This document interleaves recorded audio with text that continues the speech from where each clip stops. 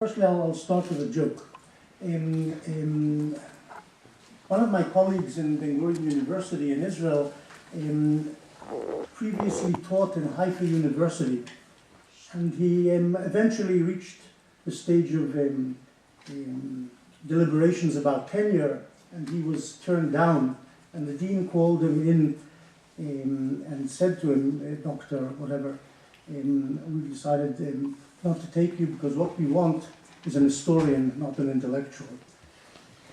In democracies, intellectuals have traditionally, in Western democracies, have had a role as consciences. They're the ones who speak from morality about political events, look at it not as real politicians or politicians of expediency, but try to shed some ethical or moral light or add a moral dimension to the conversation about this or that policy. In the Zionist movement, intellectuals traditionally have had a major role, less so, I would say, after the establishment of the State of Israel. The Zionist movement before 48, the change which occurred in the status of intellectuals after the creation of the State of Israel in 1948. The first Prime Minister of Israel, Ben Gurion, had this idea, or cleaved to this idea of having a few intellectuals, but basically in his parliament, even occasionally in his cabinet, but basically as decorations, as ornaments, alongside real politicians who would actually take the real decisions. We had famously Samach Yizhar Smilansky, a famous Israeli writer, the first writer, in fact, on the Israeli side, who wrote with empathy about what had happened to the Palestinians in 1948 in a famous story called the story of Khirbet Chiza. He placed him in the Knesset for about 10 years, and the man didn't write very much during those years and was involved in all sorts of political squabbles instead of actually doing what he should have done. Shimon Peres, who was one of Ben Gurion's lads, as they were called, Na'arei Ben Gurion, also adopted the stratagem of decorating his list, his party list, with intellectuals. But they didn't have very much effect on policy within the establishment. Rather, the role of intellectuals was, in fact, what they should have been doing, and in fact was carried out by intellectuals outside the establishment, people like Uri Avneri, who had a weekly of his own, Ha'olam Hazeh, which constantly attacked and criticized the government and so on. And these were the lobby, in fact, from the late 1960s, certainly 1970s and 80s. These intellectuals of the left who were outside of the establishment are the ones who tried to press and pressed the Labour-led governments, and afterwards the right-wing governments, led initially by Ben Gurion, by Begin and his successors, tried to press them to a conciliatory position vis-a-vis the Arab world and the Palestinians. And what this meant, and in fact, in some way, the intellectuals eventually succeeded, because what it meant, this pressure on the establishment left and this pressure on the Israeli right, what it meant was that they must open their minds and eyes to the reality of the problem of the Palestinians and accept a two-state solution to the Middle East conflict. In other words, there should be a Jewish state, and side by side with it, an Arab-Palestinian state, essentially in the West Bank and Gaza Strip, and perhaps including East Jerusalem. And this was embodied, if you like, in the Peace Now movement, which was initially launched by a bunch of intellectuals, some of them ex-soldiers, but essentially intellectuals.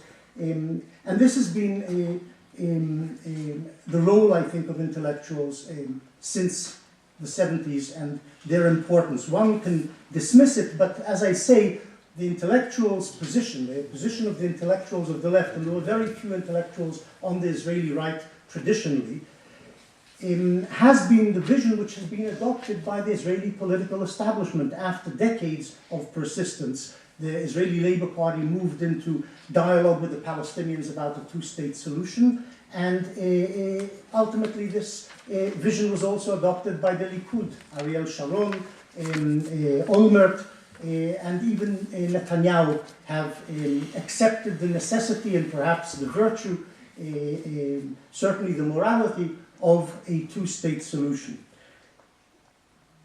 The problem, one of the problems I see, and I'm continuing to talk about the role of intellectuals. I want to address one or two things to what was said here by my predecessor, Dr. Tamimi. But one of the problems has been in the Israeli-Arab conflict, and you've heard all sorts of words about peace, but I'm talking concretely about about reality.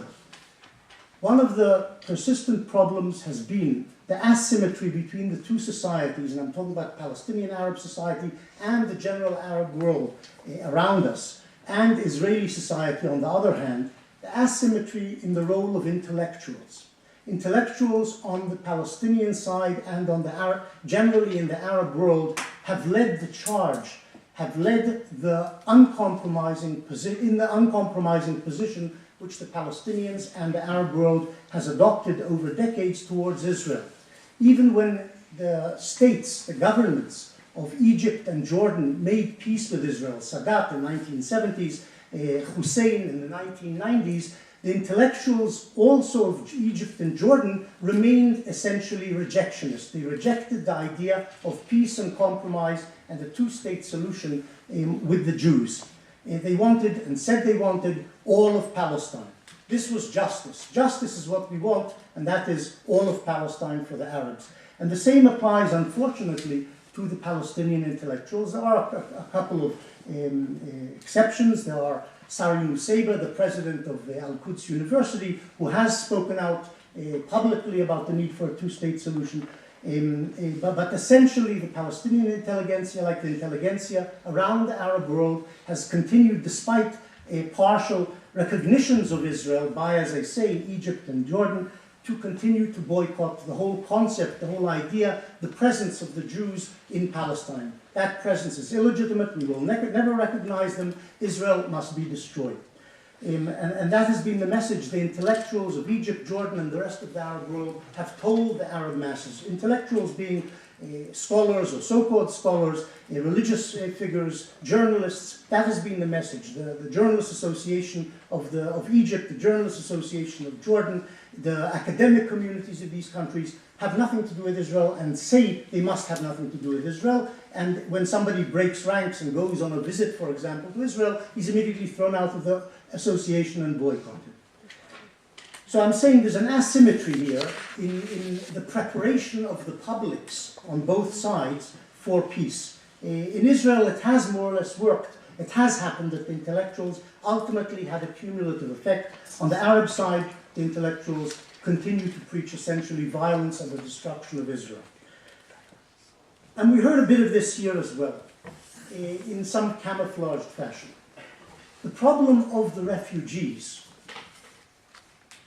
might be called an injustice. But if it is an injustice, and that's the subject which I devoted quite a number of books to and research on, it is an injustice caused by the Arabs themselves, essentially.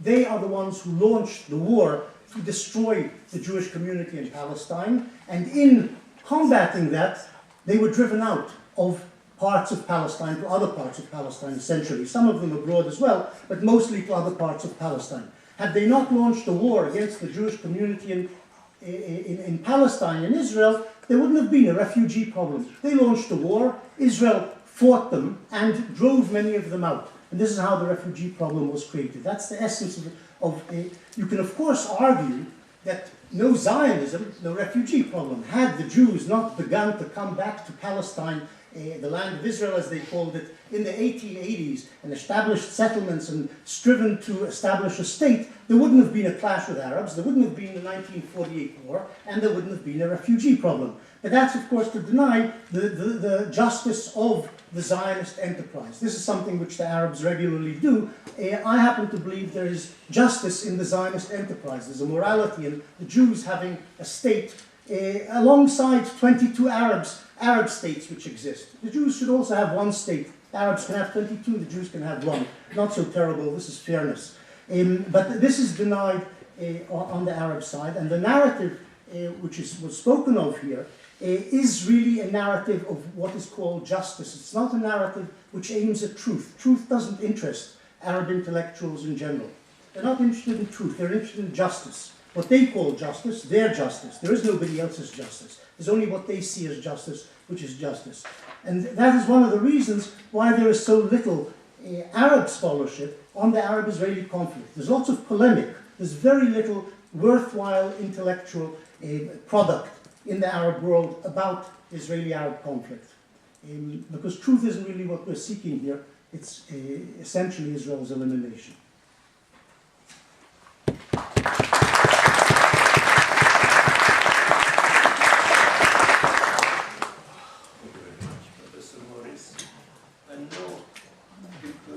Have 15 minutes for questions and replies. Please introduce.